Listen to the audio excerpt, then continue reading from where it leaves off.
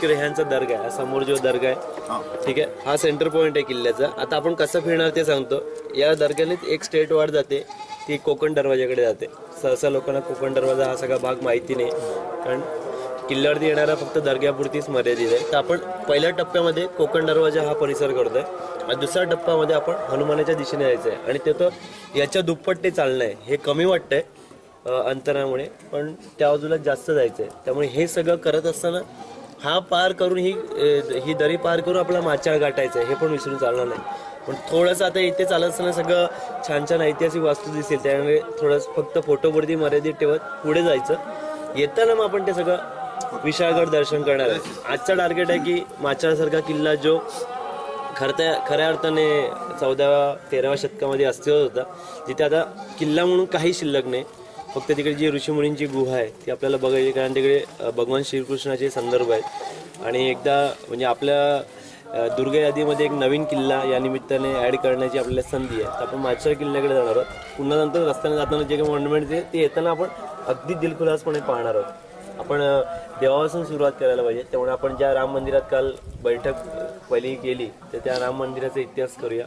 हुकुमतपणा म्हणजे शिवाजी महाराजांच्या, राजाराम महाराजांनी ज्यांना हुकुमतपणा असा किताब दिला, ते म्हणजे आपले रामचंद्रपंत अमात्य, ज्यांची पन्हाळगडावरती समाधी आहे, ज्यांनी स्वराज्याच्या 17व्या शतकामध्ये अतिशय महत्त्वाची भूमिका पार पाडली. म्हणजे स्वराज्याला एक विशिष्ट असा राजा नाही आहे किंवा अस्थिरता आहे, प्रतिकूल परिस्थिती आहे, अशा वेळेला रामचंद्र अमात्य पंतांनी स्वराज्याचा सर्वच कारभार स्वतःच्या हाती घेतला.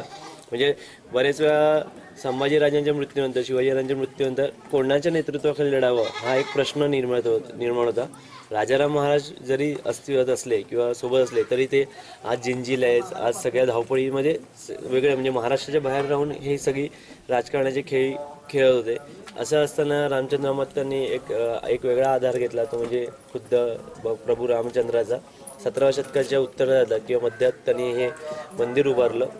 अतिशय छोट्या स्वरूपाचं किंवा धाटणीचं मंदिर आहे. खरं तर विशाळगडाचा एकंदरीत परिसर बघितला तर हा सगळा वाऱ्याच्या झोक्यात येतो. त्यामुळे याचं जे बांधकाम आहे ते विटांचं किंवा साध्या चिप्प्यांचं न करता, खपरेल्यांचं न करता हे मोठ्या स्टोनचं, घडीव दगडांचं करण्यात आलेलं आहे. या मंदिराचं एक आगळं वेगळं वैशिष्ट्य म्हणजे गडांवरती राम मंदिर आपल्याला पाहायला मिळत नाही. बघा, तुम्ही महाराष्ट्रातल्या किल्ल्यांचा एकंदरीत इतिहास पाहिला तर नॉर्मली आपल्याला गडावरती सहजा राम मंदिरे मिळत नाही. आताच्या काळात काही उभारण्यात आली ती लोकांनी हनुमानासोबत मग रामाच्या पंचायतन पाहिजे, सीताबाई असं म्हणून उभारण्यात आलेली आहे. पण हे 17व्या शतकात अधिकृत ज्याची नोंद मिळते की अमात्याने याच्या मूर्त्या बसवण्यात आहेत ते.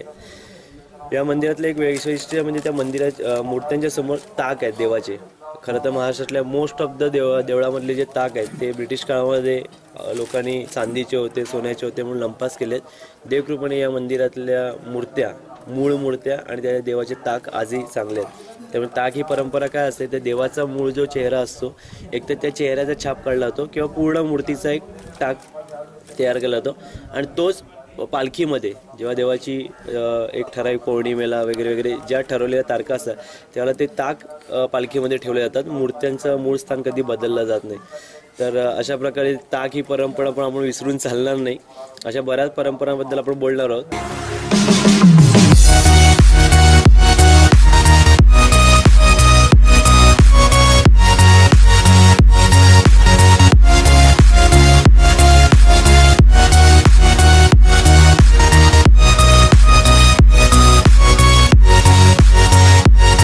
कमानी वगैरे होत्या. पाण्याचा जो जलप्रताप सगळा गडावर चढणार तो एकवटून खालच्या बाजूने लोड वाहून जायचा. आपण तिकडे जाणार नाही, फक्त लांबून आता जे बघितलं तेवढं. हा, आपण त्या दरवाजाला उतरतो. दरवाजा त्याच्या उजव्या हाताला दरवाजा.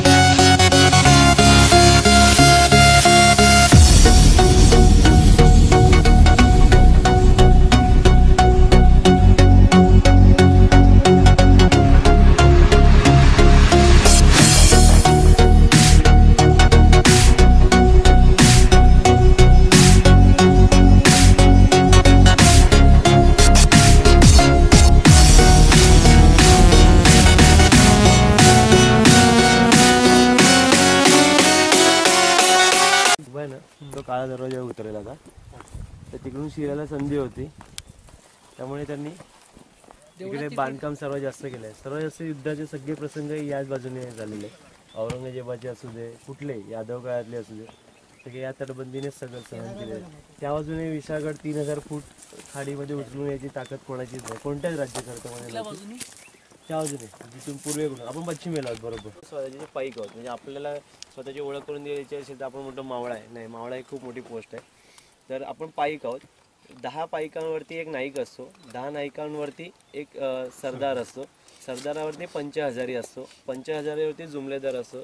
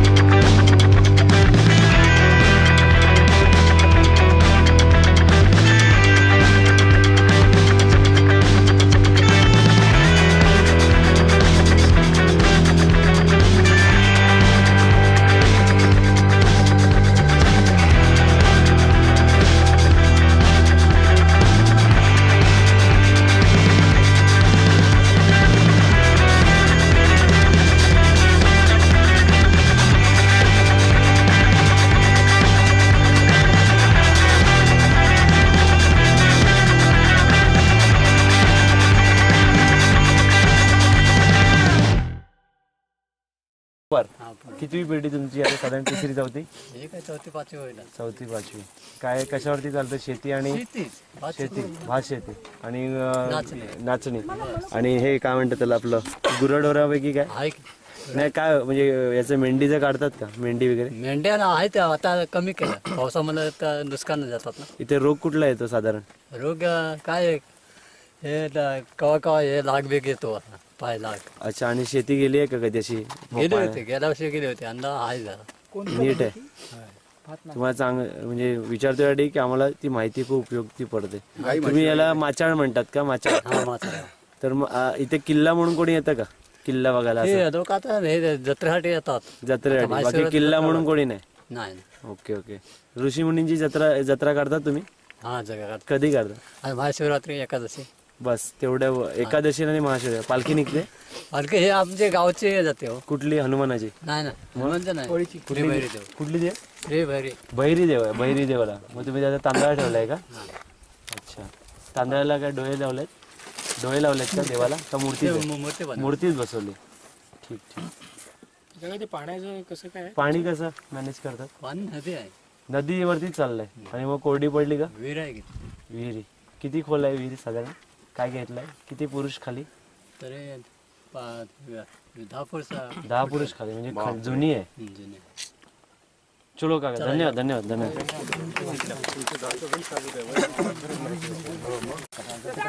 मुलगी शिरली ती अजून पुढे जावा तिथून सरळ शॉर्टकट सरळच वाट गेले मग पायऱ्या बिऱ्या केल्या तुम्ही येऊ शकाल का तुम्ही डोरा काय डोरा राहणार इकडं तुम्हाला किती लयले तर अर्धा तास लागणार म्हणजे आम्ही फास्ट चालतोच आहे असं पण वर पाणी प्यायला आहे का भरपूर पाणी वाटेल पाणी बावड्या भरले वाटत. चलो चलो हरकत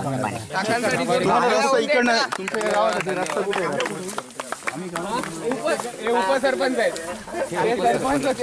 उपसरपंच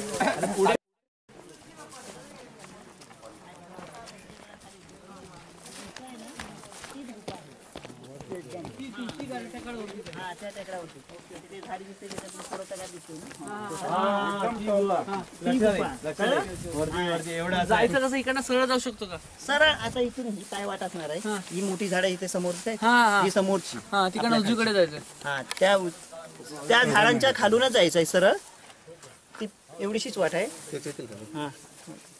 आता हा मुलगा आहे ना त्याच्यामुळे मला येऊ शकतो आणि तो उचलून घ्यायला होता. मी कालच मुंबईवरून आलोय मला मुंबईला अंधेरी मला पण जय श्री राम. चलो काय थोडं तंगड आहे पण होईल. समोर समोर तो डॉट आहे बघ टिपका या मोठ्या झाडांच्या समोर तो टिपका आहे असं दिसतं बघ. हा जे लाल लाल माती आहे त्याच्या डाव्या हाताला ती गुहा आहे.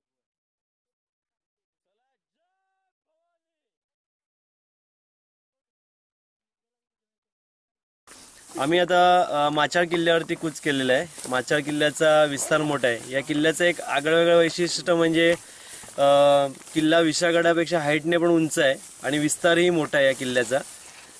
किल्ल्यावरची तटबंदी किल्ल्यावरची बांधकाम पूर्णपणे भुईसपाट झालेली आहेत. विशेष म्हणजे किल्ल्याचा घेर जर तुम्ही बघितलात तर आपण त्या बाजूला आता आम्ही बरोबर पश्चिमेच्या दिशेने जातोय.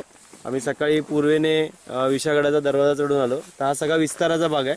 गडावरती अवशेष काही शिल्लक नाही पण मुच्चकुंद ऋषींची गडावरती गुहा आहे असं म्हणतात. गडाच्या पायथ्याशी किंवा मध्यावरती कोचेरी नावाचं एक गाव आहे आणि श्रीकृष्णाने आपल्या आद्य युद्धशास्त्राच्या पर्वातलं पहिलं जे काही युद्ध खेळलं किंवा गनिमिकावाचं युद्ध म्हणतात ते त्या गुहेमध्ये खेळलं.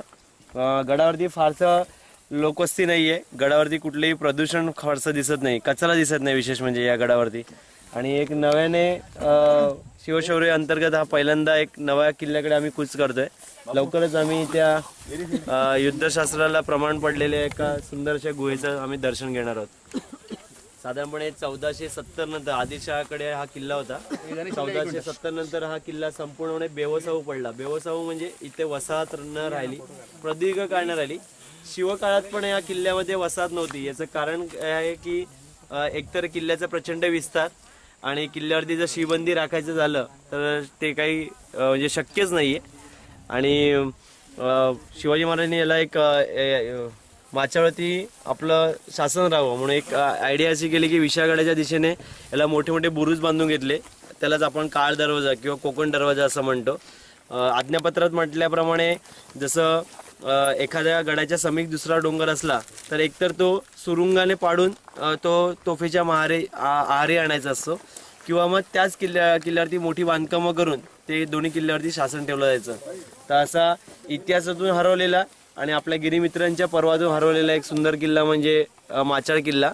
प्रचंड विस्ताराचा आणि कदाचित अभ्यासकांनी आणखी या माचाळ किल्ल्याच्या टेकडीवरती शोध घेतला तर कुठेतरी बुरुजांचे शिबंदीच्या घरांचे अवशेष चांगल्या स्तरावर सापडतील. तुर्तास सर्व दुर्गमित्र माचाळ किल्ल्याच्या गुहेकडे कूच करतात. छत्रपती श्री शिवाजी महाराज की जय.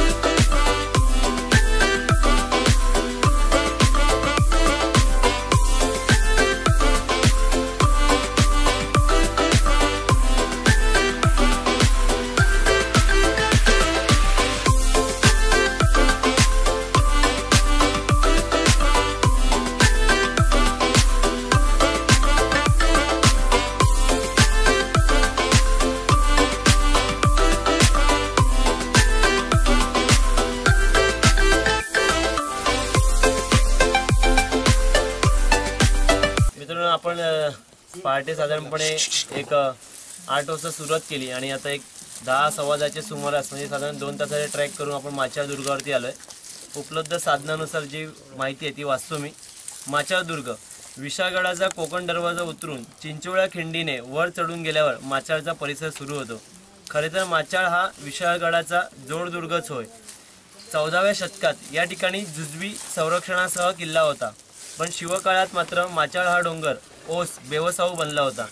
इसवी सन 1471च्या महमद गवानच्या म्हणजे अर्थात बहामनी सुलतानाच्या कालखंडात स्वारीच्या वेळी हा गड त्याने प्रथम जिंकून मग विशाळगड जिंकून घेतला होता. औरंगजेबाने डिसेंबर 1701 मध्ये विशाळगडाला वेढा घातला त्यावेळी माचाळचा उल्लेख वारंवार येतो. कारण औरंगजेबाने महमद गवानप्रमाणेच प्रथम माचाळ सर करून तेथून विशाळगडावर शेरदहान तोफे मार्फत गोळाबारी करून विशाळगड जेरीस आणला होता. माचाळचा डोंगर आकाराने विस्ताराने प्रचंड असल्याने त्यावर बांधकाम व शिबंदी ठेवणे प्रचंड खर्चाचे काम होते. त्यामुळे गड बेवसाऊ करून छत्रपती शिवरायांनी विशाळगडाची माचाळची बाजू मजबूत करून कोकण दरवाजाचा दुहेरी तड बांधला. सध्या मात्र माचाळच्या डोंगरावर किल्ल्याचे फारसे अवशेष नाहीत. या ठिकाणी एक छोटीशी वस्ती, एक शाळा असून तिथे महत्त्वाचे ठिकाण म्हणजे मुचकुंद ऋषींची गुहा.